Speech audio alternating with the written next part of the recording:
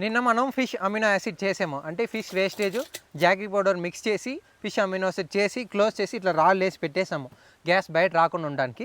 So ఇవాళ మనం bananas అయితే లోపల వేసి మిక్స్ చేయబోతున్నాం.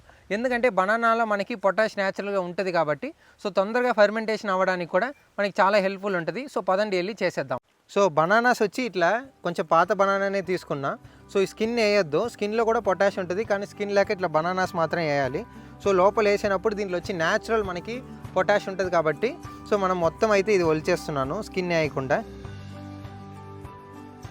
సో బనానా మొత్తం తీసేసినాం అనమాట. తీసేసి ఇది వచ్చి చూడండి ఇచ్చి రా బనానా. సో దీంట్లో ఫిష్ అమినో యాసిడ్లో చేసిపోతున్నాం. స్మెల్స్ చాలా బ్యాడ్ వస్తుంది, అసలు కాట్లే వేయబోతున్నాం ఫిష్తో పాటు.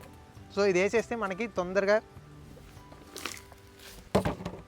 ఇది వేస్తే ఫర్మెంటేషన్ అవ్వడానికి చాలా హెల్ప్ఫుల్ ఉంటుంది. అది లేక మనకి బనానాలో న్యాచురల్ పొటాష్ ఉంటుంది కాబట్టి ఒక కోకోనట్ ట్రీలో పొటాష్ ఉంటేనే మనకి కొబ్బరికాయ సైజ్ కానీ లేదా వెయిట్ కానీ వస్తుంది.